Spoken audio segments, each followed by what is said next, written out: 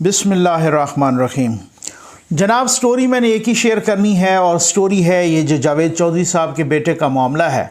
असल में बहुत सारे फ़ोन आ रहे थे, बहुत सारे मैसेजेस, बहुत सारे तंज़िया भी आ रहे थे कि नकवी साहब अब आपका पेटी वन भाई फंस गया है, तो इसका मतलब आप बिल्कुल ही इस पर नहीं बोलेंगे। और कुछ ने तो ये भी लिखा कि जनाब आपको तो सांप सूंघ गया है। तो मतलब कहने का ये है कि फिर मेरी एक आदत है और मैं जब तक पूरी इन्वेस्टिगेशन न कर लूँ तब तक मैं किसी बात पे जो है ना नहीं बोलता। मैं वो येलो जर्नलिज़म के पीछे या उस जस्ट रेटिंग के लिए या जस्ट एक व्यूज़ के लिए नहीं जाता, बल्कि कोई ज़िम्मेदारी होती है और वो ज़िम्मेदारी आपका अंदर से आवाज़ आती है। तो मैंने कहा अगर वो मुझे पहले उसकी पूरी कन्फर्मेशन हो जाए। कुछ लोगों से रब्ता नहीं हो रहा था। अब मैंने उस पुलिस ऑफिसर से भी रब्ता किया और तफसील से बात की। वो भी तकरीबन मेरी को 10-12 मिनट उनसे बात हुई। उसका मैं क्या क्या पूछा मैं वो भी बताता हूँ, ये मामला था क्या मैं वो भी बताता हूँ, FIR में क्या लिखा है मैं वो भी बताता हूँ। और सबसे बड़ा कि मेरा जावेद चौधरी साहब से तकरीबन कोई 27 मिनट पर मुहित तवील गुफ्तगू हुई, मैं वो भी बताता हूँ। और उनसे मैंने बहुत ही चुभते हुए सवालात किए और उन्होंने जिस तरीके से मुझे जवाब दिया मैं वो सब कुछ बताता हूँ। क्योंकि FIR तो आप पढ़ेंगे ना तो आपको फिर उसके बाद FIR के बाद जो सोशल मीडिया पे कुछ मीडिया पे इस तरीके के तबसरे हुए, जो वो ट्रोलिंग शुरू हो गई, जो मतलब आप वो हमारा एक मिजाज बन गया है कि इज्तिमाई आप कह लें या आप उसको जो है ना कुछ लोगों को कह लें, वो बहुत सारी बातें होती हैं। और ये मुश्किल मरहला होता है उस शख्स के लिए भी। वो एक वालिद भी हैं और ज़ाहिर है उनकी एक पर्सनैलिटी, एक वो सेलेब्रिटी हैं, एक तरह से जो है ना वो बहुत बड़े एंकर हैं, बहुत अच्छा लिखते हैं, अच्छा बोलते हैं। जो नॉन पर्सनैलिटी हो उनके लिए इस तरीके से जो है ना वो बहुत सारा मसला होता है। तो मैं सारी चीज़ें आपको बताता हूँ। सबसे पहले जनाब मैं आपको बताऊँगा उस पुलिस ऑफिसर के साथ की गई गुफ्तगू कि जो मैंने उनसे पूछा। और सबसे पहले मैं उनका फिर शुक्रिया भी अदा करूँगा क्योंकि वो बच्चों को स्कूल छोड़ने के लिए जा रहे थे। मेरी उनसे गुफ्तगू हुई तो उन्होंने बड़े तहम्मुल से सुना। फिर उसके बाद उन्होंने कहा कि नकवी साहब मैं बच्चों को स्कूल छोड़ने जा रहा हूँ। तो फिर उसके बाद मैंने कुछ ठहर के फिर उनसे गुफ्तगू की क्योंकि जिम्मेदारी का तकाजा यह है कि आप तक सही सही बात पहुंचाई जाए। कि बाकी तो गलती का इम्कान वही वाली बात है कि टू एयर इज़ ह्यूमन, तो वो इंसान से इंसान ख़ता का पुतला है, वो होती रहती है, लेकिन बदनीयती शामिल नहीं होनी चाहिए, ये कोशिश होनी चाहिए। तो जनाब मैंने पुलिस वाले से, पुलिस ऑफिसर से जो कि इस मामले को देख रहा है, मैंने उनसे पूछा। मैंने कहा भाई आप मुझे ये बताएं काइंडली, मैंने उनको अपना इंट्रोडक्शन करवाया और पूछा। मैंने कहा आप मुझे काइंडली ये बताएं कि आप ये बताएं कि ये कोई पुराना मामला था या ये कोई जो है ना अचानक ही ऐसे ही कोई रास्ते में राह चलते कोई गड़बड़ हुई, कोई तू मैं हुई कोई बात पे, या रश फंस गया या जिस तरीके से। उन्होंने कहा जी ये कोई मामला नहीं था। ये उनके अल्फाज कोट अनकोट बताऊँगा क्योंकि उन्होंने कहा नकवी साहब ये बिल्कुल बकवास है, ये ऐसे ही राह चलते कोई थोड़ी बहुत कोई उनकी तू मैं हो गई, मामला इसी तरीके से बढ़ गया और ये कोई पुरानी बात नहीं थी और ना कोई प्री प्लान्ड था और ना कोई प्लानिंग से वो आए थे और ना कोई ये हमला था। ठीक है, ये अभी मैंने बात की है। अल्हम्दुलिल्लाह मेरी याददाश्त अच्छी है, मुझे बहुत सारी साल पहले भी जो है ना जो मुझे दोस्त जानते हैं मुझे याद रहती है बात। तो लेकिन ये है कि भाई अभी की बात है, मैं उनको कोट अनकोट बता रहा हूँ। अच्छा, दूसरा मैंने उनसे पूछा भाई आप मुझे ये बताएं कि क्या इन लड़कों के पास से, ये तबसरा मैं तफसील से करता हूँ लेकिन पहले ये बात बताना ज़रूरी है, क्या इनके पास से कोई आपको कोई वेपन, कोई आला, कोई हथियार, कोई इस तरह की चीज़ नुकसान पहुँचाने वाली कोई बरामद हुआ या उनकी गाड़ी से, या मिसाल के तौर पर जो है। उन्होंने कहा जी बिल्कुल कुछ भी नहीं, एक चाकू भी बरामद नहीं हुआ, कुछ भी नहीं, कोई वेपन नहीं, कोई सोटी भी बरामद नहीं हुई उनसे। ठीक है, अच्छा, मैंने कहा चल ठीक है, ये ज़रा आप सवालात और उनके जवाबात याद रखिएगा कि इनके बहुत तफसील से तबसरा करना है। और फिर उसके बाद मैंने उनसे कहा कि जी आप मुझे ये बताएं कि ये जब आप गए तो ये लड़के किधर थे। तो उन्होंने कहा कि जब मैं गया तो ये लड़के जनाब जो है ना मतलब वहाँ अंदर बिठाए हुए थे कॉलेज के। अच्छा ठीक है, मैंने कहा। उसके बाद मैंने कहा उनसे सवाल किया कि मुझे आप ये बताएं कि जावेद चौधरी साहब जिनके उनमें से एक बेटे हैं मोहम्मद फ़ाइज़ जावेद साहब, तो ये इन्होंने कोई आपको फ़ोन करवाया हो, कोई जावेद चौधरी साहब ने आपको इन्फ्लुएंस करवाया हो, कोई जावेद चौधरी साहब का फ़ोन आया हो आपको, या आपके किसी ऑफिसर को? उन्होंने कहा सर मुझे ना तो जावेद चौधरी साहब का फ़ोन आया, ना उन्होंने किसी से कहा, और अगर कहा होता तो डेफिनेटली मुझे भी कोई आला अफसरान में कोई फ़ोन करते, किसी ने भी नहीं कहा। उन पर FIR कट गई, आगे जो मामला चलता रहा। मुझे तो आज तक मैं इन्वेस्टिगेशन कर रहा हूँ, मुझे किसी ने कोई फ़ोन नहीं किया और कोई इन्फ्लुएंस नहीं किया। ये वो पुलिस ऑफिसर की मैं बात बता रहा हूँ भाई, क्योंकि यहाँ पे अरेस्टू होते हैं, वो फौरी तौर पे फतवा जारी कर देते हैं और वो इस तरीके से फतवा देते हैं कि जनाब आप तो किसी की फेवर कर रहे हैं। मैंने जो बात की है मैं उस पर मैं कायम हूँ, मेरे पास सब कुछ मौजूद है। अच्छा, अब उसके बाद मैंने उनसे सवाल किया, मैंने कहा जी अब ये FIR में लिखा हुआ है कि ये लड़के नशे में धुत थे, तो आपके पास क्या सबूत है कि नशे में धुत थे और आपने इनकी कोई वो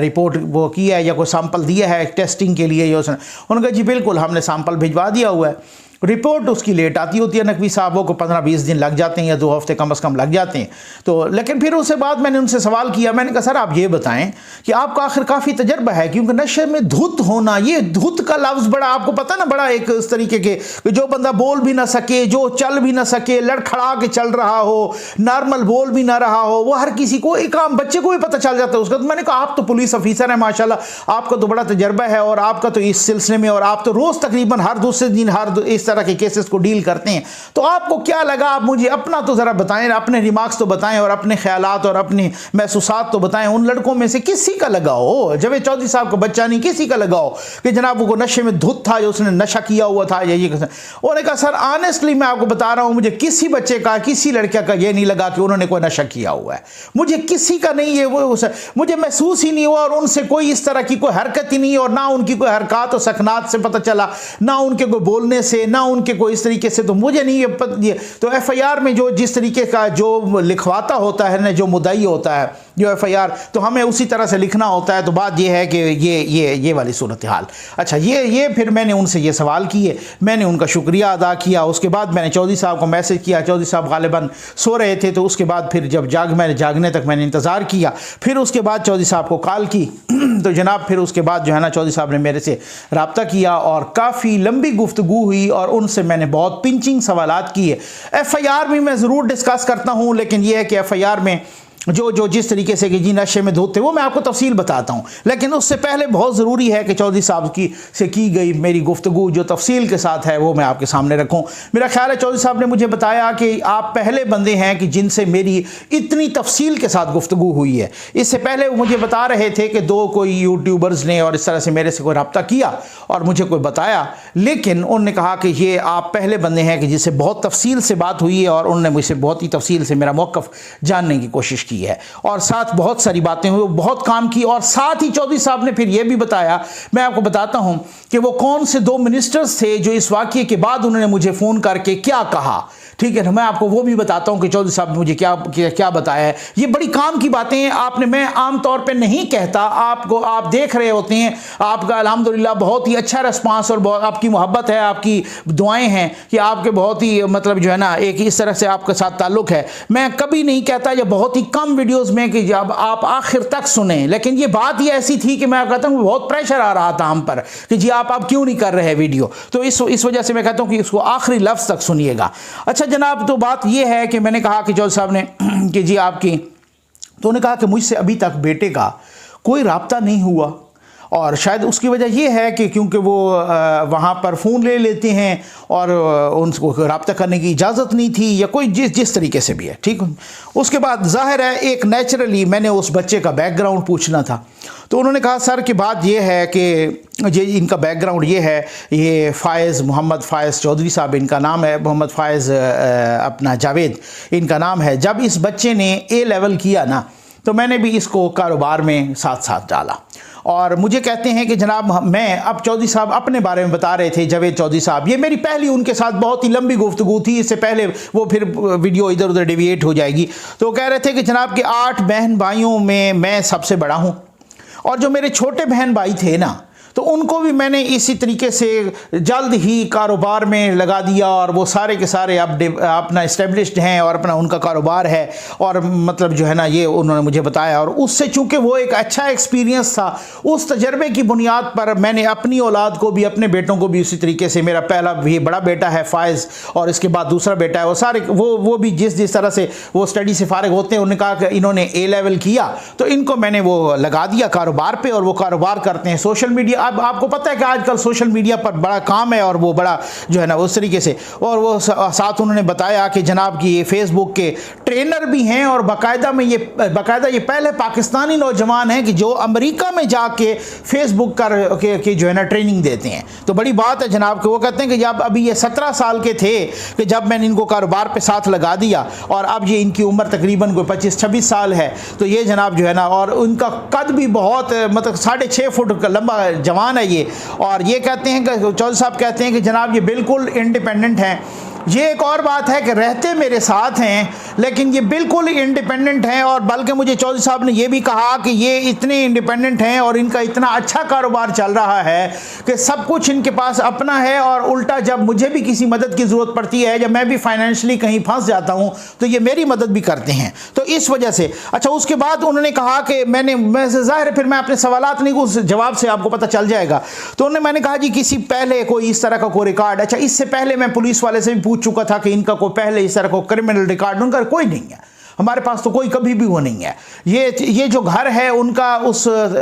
2-4 गलियां छोड़ के, जावेद चौधरी साहब भी मुझे बता रहे थे कि कॉलेज के साथ ही हमारा घर है, वो ये F11-3 का जो कॉलेज हुआ है जहाँ पे ये वाक़या हुआ है। अच्छा, फिर उसके बाद उन्होंने मुझे बताया कि जी बात ये है, ये चौधरी साहब ने खुद बताया कि नकवी साहब अगर आप ये कहें ना कि मैं कहूँ कि हालांकि औलाद तो सारी प्यारी होती है और सारे, कोई कहे ना कि मेरा छोटा बेटा, वो शायद हो सकता है कि उनका मिजाज ऐसा है कि वो किसी से अगर कोई लड़ पड़े या इस तरह का हो तो फिर मैं भी कोई एतबार कर लूँगा, क्योंकि होता है ना अपना अपना एक ठंडा गर्म मिजाज। तो कहते हैं इस बच्चे की तो ज़िंदगी भर कभी कोई शिकायत नहीं आई, और इस बच्चे का तो ये तो हम हैरान रह गए कि वो फिर जो है ना ये हुआ कैसे है, और ये तो बिल्कुल अनएक्सपेक्टेड था हमारे लिए, बल्कि एक शॉकिंग था। मुझे तो एक शॉक सा लगा और मुझे समझ ही कोई नहीं आ रही थी। कहते हैं कि मैं सोया हुआ था, तकरीबन जुमे का दिन था, और ये FIR भी वही 12 तारीख की, और जुमे का दिन था, और मेरी मिसेज़ ने, बेगम ने मुझे कोई 10:30 बजे जगाया, और उन्होंने कहा कि भाई इस तरीके से कोई लड़ाई शड़ाई हो गई है, और बताया है किसी ने, और फ़ाइज़ भी जो है ना वो कोई थाने में है, और इस तरह से कोई FIR कट गई है, और मतलब वो कोई कह रहे हैं कि कोई हमला हो गया है कॉलेज पे, स्कूल पे। कहते हैं एकदम मैं तो बिल्कुल ऐसे ही ना बिल्कुल सख्ता छा गया, मुझे तो पता ही कोई नहीं चला कि मैं वो सो रहा था, तो इस तरीके से तो मुझे पता चला। तो उसमें मैं सब कुछ बताता हूँ, मैंने उनसे बहुत चुभते हुए सवालात किए हैं, और ये भी बताता हूँ कि कौन से 2 मिनिस्टर्स थे जिन्होंने उनसे रब्ता किया और साथ क्या क्या कहा उनसे, ये भी, और ये सब कुछ मैं बहुत ही मेरिट पे बताता हूँ, और उसके बाद मैं अपना तबसरा भी करता हूँ। फिर उसके बाद वो कहते हैं कि 1 घंटा तो मैं सोचता रहा कि मुझे किसको फ़ोन करनी चाहिए, किसका पता करना चाहिए, तो पता ही कोई नहीं था कि ये हुआ क्या है, ये क्या सूरत हाल है। फिर उसके बाद वो कहते हैं कि जनाब मेरा एक असिस्टेंट है, और उनसे मैंने कहा, और वो चला गया, और उन्होंने मुझे बताया कि सर वो हाँ मैं पता कर लिया है, इस तरह से FIR हुई है और ये वो हुआ है। चलो मैंने कहा ठीक है फिर सही है, अगर ये इस तरह से हो गया है तो अब उनको निमटने दें, अगर उन्होंने कोई इस तरह का काम किया है तो वो निमटने दें, और ख़ुद अदालत में भी निमट लेंगे वो खुद अपने कानूनी तरीके से, और ठीक है अगर उन्होंने कोई गलत काम किया है तो करने दें। अच्छा, फिर उसके बाद वो कहते हैं कि कुछ देर के बाद जो है ना मतलब DSP साहब का, किसी, उन्होंने नाम नहीं बताया, किसी DSP साहब का मुझे फ़ोन आया, और उन्होंने कहा कि सर हम तो माजरत चाहते हैं कि हमें नहीं पता था कि ये आपका बच्चा है, तो इस तरीके से हमें तो इतला मिली वायरलेस पर कि कोई स्कूल पर हमला हो गया, और ज़ाहिर है जो हालात हैं आजकल, जो जिस तरीके, तो उन्होंने कहा कि हमने तो समझा पता नहीं क्यों दहशतगर्द आ गए हैं, पता नहीं कौन आ गए हैं, तो कि स्कूल पर किस तरह से हमला हो गया। और ज़ाहिर है वो कहते हैं कि स्कूल पर हमला, फिर इस तरह की इतला बड़ी खौफनाक होती है, और फ़ौरन भागे गए पुलिस वाले, तो फिर वहाँ पर जनाब प्रिंसिपल के कहने पर उनको FIR भी और सारा कुछ, और हमें यह भी बताया गया कि ये तो बिल्कुल ड्रंक थे और ये बिल्कुल नशे में धुत थे। तो इस सवाल, तो फिर चौधरी साहब कहते हैं कि मैंने उनसे पूछा कि ये कोई लड़कियों का कॉलेज था या ये बॉयज़ कॉलेज, तो उन्होंने कहा नहीं जी ये बॉयज़ कॉलेज था। अच्छा, तो फिर वो उसके बाद मतलब मैं खुद हैरान हूँ कि 2 दिन से पिछले से बड़े बड़े यूट्यूबर्स ने बड़ा अपना जो है ना ऊपर थंबनेल लगाया हुआ है कि जावेद चौधरी का बच्चा लड़कियों के कॉलेज में घुस गया। मतलब आप जिम्मेदारी का अंदाज़ा कीजिए कि जैसे हमने और किसी को नहीं, खुदा ना खास्ता खुदा को भी जवाब देना होना हो, इस हद तक ये सूरत हाल पहुंच गई है। इसी वजह से जो है ना मतलब अब क्या करे बंदा। अच्छा, उसके बाद जो है ना मैंने उनसे कहा जी आप तसल्ली रखें, ना तो मैं किसी को सिफारिश करवाऊंगा और ना मैं इसका कायल हूं और ना ही मैं आपको कह रहा हूं। आप अपना मेरिट पे करें और बिल्कुल जो है ना, अगर उन्होंने कोई जुर्म किया है तो उसको सजा मिलनी चाहिए और मुझे उसका कोई वो नहीं है। और ना ही मैंने किसी से रब्ता किया, ना मैंने पुलिस से रब्ता किया। और साथ कहा कि जनाब मैंने अपनी फैमिली को भी, ज़ाहिर है वो कहते हैं कि जब बच्चे पर आप इस तरह से हो तो मैं साथ वालिद भी हूँ ना सर से। ये तो नहीं है कि जावेद चौधरी एक एंकर है, बहुत बड़े सहाफ़ी हैं, कालम निगार हैं, और साथ वालिद भी तो है ना, वो भी रिश्ता। वो कहते हैं कि उनकी माँ रोने लग गई, मेरी मिसेज और बहनें और बाकी भाई और सारे फैमिली वाले परेशान हो गए। मैंने कहा जी इत्मीनान रखें, आपको मैं नहीं किसी को कहूँगा, आपने भी किसी को नहीं कहना, कुछ भी नहीं करना आपने जो है ना। मतलब वो कहते हैं कि यहाँ तक कि हमने हवालात में अपने बच्चे को कंबल तक भी नहीं भेजा, हमने हवालात में अपने बच्चे को खाने तक भी नहीं भेजा, हम वो उसी तरह से हवालात में आम कैदियों, आम मुल्ज़मों की तरह उसी तरीके से नीचे लेटे। हमने ये किसी को, पुलिस को नहीं कहा। आमतौर पे हमें नहीं पता कि जनाब हवालात से निकाल के लोगों को घर भेज देते हैं शख्सी ज़मानत पे, भले कुछ भी हो। हवालात से निकाल के मुख्तलिफ पुलिस वाले अपने कमरों में सुला लेते हैं, मुख्तलिफ हवाले से इस तरह से हो जाता है, कई दफ़ा ऐसा होता है। लेकिन कहता है कि हमने तो कंबल तक नहीं भेजा उनको। हालांकि ये ज्यादती है, क्योंकि उनकी असल में पोजीशन इतनी मुश्किल और इतनी ऑकवर्ड सूरत हाल थी ना कि ये उनकी अपनी पोजीशन के, उनका स्टेटस और उनका नाम, मेरा ख्याल है वो उसके बाद वो कहते हैं कि जब दूसरे दिन उनको जो है ना वहाँ अदालत पेश किया गया तो मैं वहाँ भी नहीं गया, मैंने बिल्कुल वकील भी नहीं किया, वकील भी उन्होंने खुद किया, वहाँ पे जाके कचहरी में उन्होंने खुद वकील किया, और वो मैं वहाँ पर नहीं गया क्योंकि मुझे वो पता है, ज़ाहिर है कि दूर से जावेद चौधरी आके उनको हाथ भी हिला देते हैं ना बेटे को। ये कितनी मजबूरी होती है एक सहाफ़त की या किसी भी प्रोफेशन की, या जो बंदा आप समझते हैं कि जो वेल नोन होता है उसकी अपनी कितनी मजबूरियां होती हैं कि वो बाप था और बाप है, और दूर से वो हाथ भी हिला देता तो शायद वो ये समझ जाते, बहुत सारे लोग उसको पता नहीं किस तरह की एंगलिंग देते कि देखो जी ये खुद बता रहा है कि ये मेरा बेटा है, ख्याल रखना, ठीक है ना। तो बहुत सारे को मतलब आप एक बाप की ये समझ सकते हैं कि किस तरीके से कि वो बाप ने,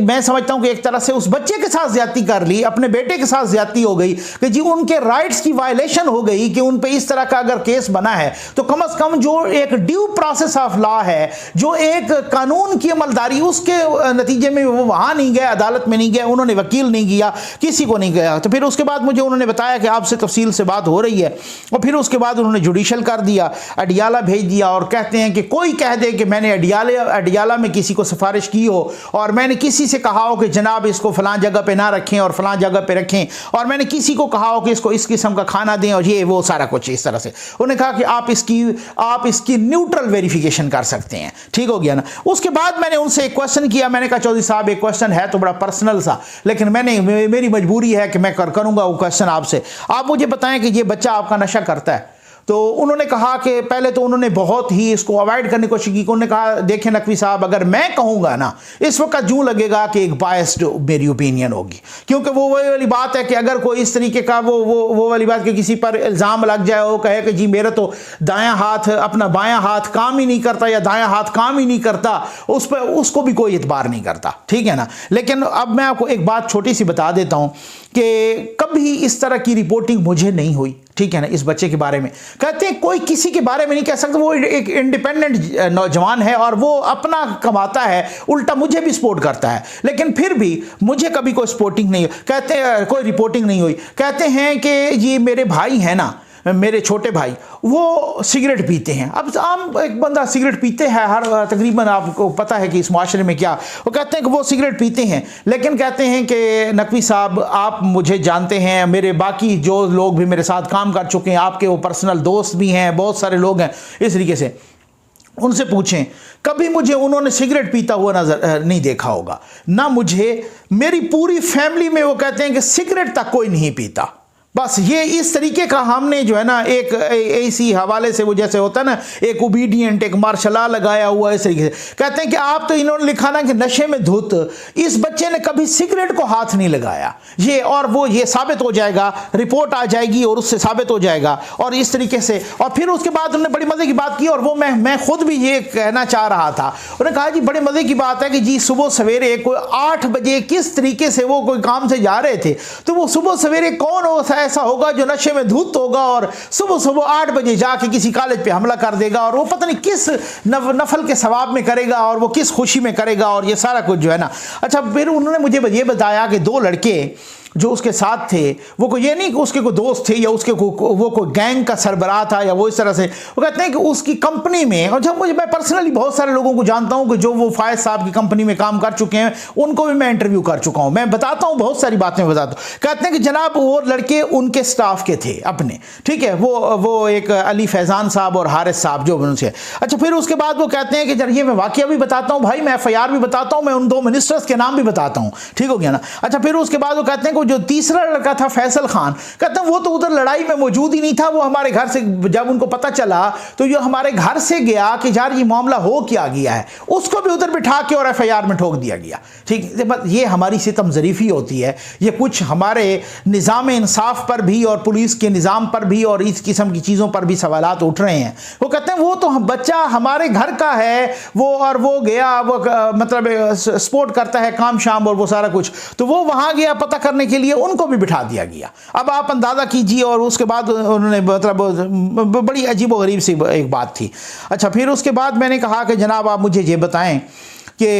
ये मामला हुआ कैसे था। उन्होंने कहा नकवी साहब मैं कैसे बता सकता हूँ, मैं अभी तक बच्चे से रब्ता नहीं हुआ, लेकिन जो लोगों ने मौके पर थे और जिन्होंने मुझे आके बताया कि जनाब सुबह इनकी मीटिंग थी, ज़ाहिर है सोशल मीडिया के हवाले से वो सारा अपना, और उनकी अपना एक इंडिपेंडेंट कारोबार है उनका फ़ायज़ साहब का। तो वो जनाब कहते हैं कि मीटिंग थी, ये अपने स्टाफ के 2 लड़के लेके तो वो जा रहा था, और फिर इस तरीके से जो है ना मतलब वहाँ पर आगे ये स्कूल जो है या कॉलेज F11-3 में इस्लामाबाद मॉडल बॉयज़ कॉलेज, ये गर्ल्स नहीं कॉलेज, ये बॉयज़ कॉलेज। अच्छा, फिर उसके बाद जनाब उन्होंने कहा कि जी ये जा रहे थे तो रश पड़ जाता है, फिर सुबह 2-3 गलियां छोड़ के हमारा उस कॉलेज के साथ घर है, और वो कहते हैं कि रश पड़ जाता है, और वहाँ पर रश पड़ा, इधर उधर सारे लोग आ गए। तो इतने तक कोई साहब की गाड़ी आ गई, गालिबन वो प्रिंसिपल साहब की गाड़ी थी, तो गार्ड इनके पास आया कि यार गाड़ी को इधर करो, साहब ने गुजरना है, साहब माइंड कर जाते हैं, ये है वो है। तो उन्होंने कहा जी गाड़ी आप देख लें कि ना पीछे रास्ता है, ना इधर आगे रास्ता है, ना कहीं कोई रास्ता तो है नहीं, तो आपने, तो उन्होंने कहा नहीं मुझे नहीं पता। तो इस दौरान वो हारिस साहब जो उनके साथ थे, वो उन्होंने कोई मतलब तो मैं ज़ाहिर है एक नेचुरल सी बात होती है, वो बड़ा एक अजीबो गरीब सी सूरत हाल होती है। अच्छा, इसमें मैं बताता हूँ। तो फिर उन्होंने कोई उन गार्ड से कोई तू में हो गई, और गार्ड ने जनाब उनको पकड़ के दे मारा नीचे, और फिर वो पटखार लगाई उनकी, और वो जो है ना मतलब उसको वो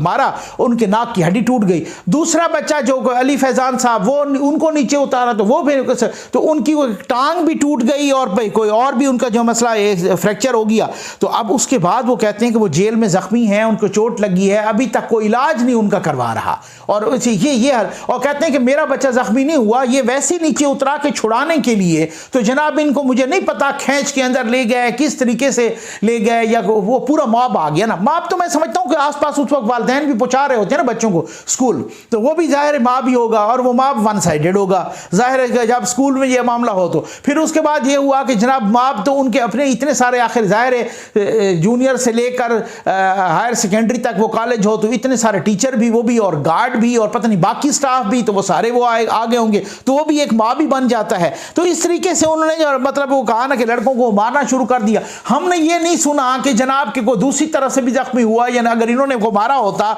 तो दूसरी तरह से भी होता। तो मैंने कहा सर ये बात ये है कि ये बड़ी सोशल मीडिया पर एक बात हो रही है कि जनाब की तरबियत का फुकदान है, और तो आपने अपने बच्चों की तरबियत ठीक नहीं की। उन्होंने कहा नकवी साहब मैं और तो कोई आपको नहीं कहूँगा, मैं सिर्फ आपको ये बताऊंगा कि ये कोई 6.5 फुट का लंबा जवान है, इसकी कद है, और बड़ा सेहतमंद है, और बड़ा भारी हाथ है इसका। पुलिस वालों ने तो हथकड़ी लगाई तो चुप करके लगाने दी, थाने चला गया, ना को पुलिस के साथ उलझा, ना उनसे बहस की, हवालात में उसी तरह से नीचे फर्श पे बैठा, फर्श पे लेट गया, किसी को अपने बाप का नाम नहीं बताया कि मैं जावेद चौधरी का बेटा हूँ, किसी को सिफारिश नहीं करवाई, किसी को ये नहीं कहा पुलिस वालों को जी मुझे थोड़ा सा फ़ोन दे दें अपना, या आप अपना, मैं अपने वाले साहब को जो है ना मतलब हो गया। किसी को अच्छा खासा इंडिपेंडेंट और खासा इस्टेब्लिश्ड कारोबार है, कोई पुलिस वाला नहीं कहेगा कि हमें कोई पैसे की ऑफर की, कभी हमें कोई लालच दी, हमें कोई रिश्वत की लालच दी, कोई नहीं कहेगा। FIR हो गई, हमें किसी और से पता चला और बाद में DSP साहब ने फ़ोन किया, किसी को अपने इंट्रोडक्शन नहीं करा, तो इससे और ज़्यादा तरबियत क्या होती है। मैंने कहा जी बिल्कुल, ये तो बिल्कुल ठीक। अब उन्होंने कहा कि अब बात ये है, उसके बाद मैं चाहता, उससे पहले भी चाहता चाहता तो फिर मुझे भी ये अभी FIR भी नहीं हुई थी और उससे पहले भी मैं चाहता तो फिर कोई इसमें कोई मामलात इस तरह के हो जाते और मैं किसी को इन्फ्लुएंस करता, बाद में ज़िम्नियाँ हो जाती हैं, उस पर भी मैं कहता। कोई पुलिस वाला कह दे कि मैंने कोई उनको जो है ना कोई इन्फ्लुएंस करने की कोशिश की। मैंने पर्सनली पूछा बहुत सारे दोस्तों से, उन्होंने कहा जी मैं आपको बताता हूँ, मुझे कुछ दोस्तों ने बताया जो चौधरी साहब के भी दोस्त हैं, तो उन्होंने कहा कि जी हमने कहा कि सर आपने ऐसे मौक़ों पे अगर नहीं चाहते कि आप करें क्योंकि हो सकता है कि वो तो हम किसी को कह देते हैं कि ऐसा मसला नहीं है, ये बेगुनाह हैं इसमें और कौन सा ऐसे मौके पे वो हो गया। तो उन्होंने कहा जी नहीं आप भी नहीं करेंगे। उसके बाद चौधरी साहब ने मुझे ये बताया कि मुझे दो वज़रा, जो एक फवाद चौधरी साहब और एक शहबाज गिल साहब, इन्होंने शहबाज गिल साहब मुआमिन खुसूसी और फवाद चौधरी साहब इंफॉर्मेशन मिनिस्टर, उन्होंने मुझे फ़ोन किया और साथ कहा कि जी आप इस तरीके से हमदर्दी भी जताने की कोशिश की और साथ जो है ना मतलब बल्कि हमदर्दी का इजहार भी किया मेरे साथ, और साथ जो है ना मतलब वो मैं देख रहा था शहबाज गिल साहब का ट्वीट, उनका भी वो ट्वीट एक पॉजिटिव किस्म का ट्वीट था और वो फिर जो है ना उन्होंने कहा कि इस हवाले से उन्होंने मुझे कहा कि जी हम आपका बच्चा बेगुनाह है और हम IG से बात करते हैं। तो मैंने उनसे कहा कि जी आप बिल्कुल IG से बात नहीं करेंगे, आपको मैं कह रहा हूं कि फॉरगार्ड से आपने बिल्कुल IG साहब से बात नहीं, उनको निपटने दें, अगर उनका कोई कसूर है तो वो डेफिनेटली जो है ना उसमें। अब मैं एक छोटी सी बात करूं कि हमारे लिए बड़ी मुश्किल होती है, एक बड़ा मुश्किल एक मरला होता है कि एक सहाफ़ी के लिए, एक नॉन पर्सनैलिटी के लिए, जावेद चौधरी साहब जैसे बड़े एंकर के लिए, मैं समझता हूं कि इस मामले में जब मैंने नोट किया ना, उनके बच्चे के जो राइट्स हैं ना वो वायलेट हुए हैं। एक वालिद अपने हुकूक इस वजह से नहीं अदा, अपना जो फ़राइज़ थे वो इस वजह से अदा नहीं कर पाए कि जनाब उनको ये लगा कि जी अगर मैंने जाके कहीं हाथ भी हिला दिया ना, बच्चे को यूं वेव कर दिया, तब भी लगेगा कि जावेद चौधरी साहब अपना तारुफ कराना चाह रहे हैं और इस केस पर जो है ना वो अपना असरअंदाज होना चाह रहे हैं। अब FIR में देखें तो 34वीं दफ़ा ताज़ीरात पाकिस्तान का दफ़ा 34 लग गया, दफ़ा 354 लग गया, 355 लग गया, 452 लग गया, 506 लग गया। अब इन दफ़ात को आप माशाल्लाह बहुत सारे वकील भी हैं मेरे व्यूवर्स में से, वो देख सकते हैं कि उन्होंने जनाब किस तरीके से कि कैसे हमला किया, जनाब को पता नहीं मॉब ने पता नहीं हमला कर दिया, ख़वातीन की पता नहीं इज़्ज़त लूट। अब ये देखिए कितना एक सितम ज़रीफ़ी है और क्रिमिनल ट्रेसपास भी हो गया। अच्छा फिर कुछ लोग कह रहे हैं ख़वातीन का, चूँकि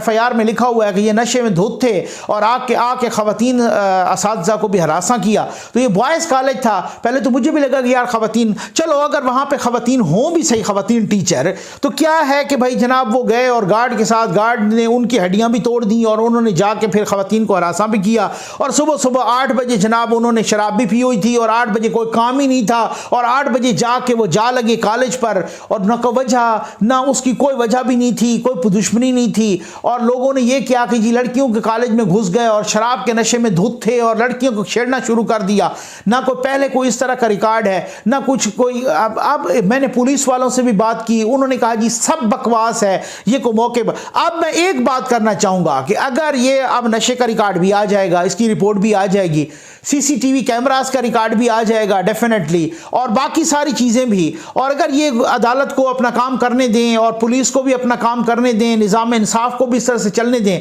अगर ये झूठा साबित होता है ना तो फिर कम अज़ कम वो प्रिंसिपल साहब, उनका भी मौक़िफ़ मैंने लेने की कोशिश की, लेकिन उनका नंबर मिलाते हैं तो वो कहते हैं कि आपने इनवैलिड नंबर डायल किया है, आपका ये किसी के इस्तेमाल में नहीं है, ये इनवैलिड नंबर है, ये तो नंबर ही गलत है। ठीक हो गया ना, इस तरह की अनाउंसमेंट आ रही है जो कि FIR में लिखा हुआ है, पता नहीं उन्होंने जानबूझ के लिखवाया ये सर। अगर ये सारी चीज़ें गलत साबित होती हैं तो जो किसी ने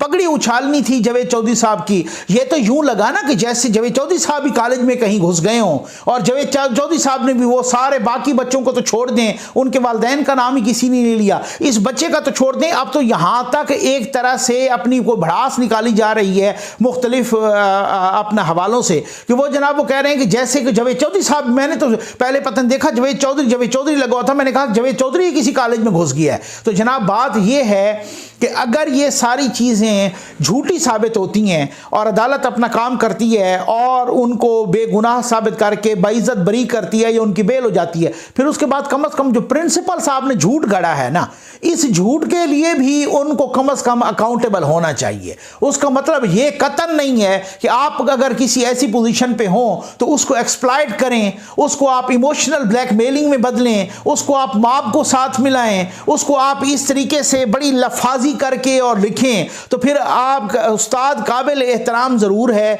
लेकिन अगर वो कोई भी बंदा अपने स्टेटस का गलत इस्तेमाल करता है, चाहे वो स्टेटस दौलत का हो, चाहे वो स्टेटस इज़्ज़त का हो, चाहे वो तालीम का हो, चाहे वो मुआशरती स्टेटस हो, चाहे वो इक़्तिसादी स्टेटस हो, चाहे वो बाकी कोई स्टेटस हो गवर्नमेंट का, अगर उसको वो एक्सप्लॉइट करता है उसकी बुनियाद पे किसी को, तो मैं समझता हूँ उसको भी अकाउंटेबल होना चाहिए, उसको भी सज़ा देनी चाहिए। उम्मीद है आपको वीडियो पसंद आई होगी। आपका बहुत बहुत शुक्रिया।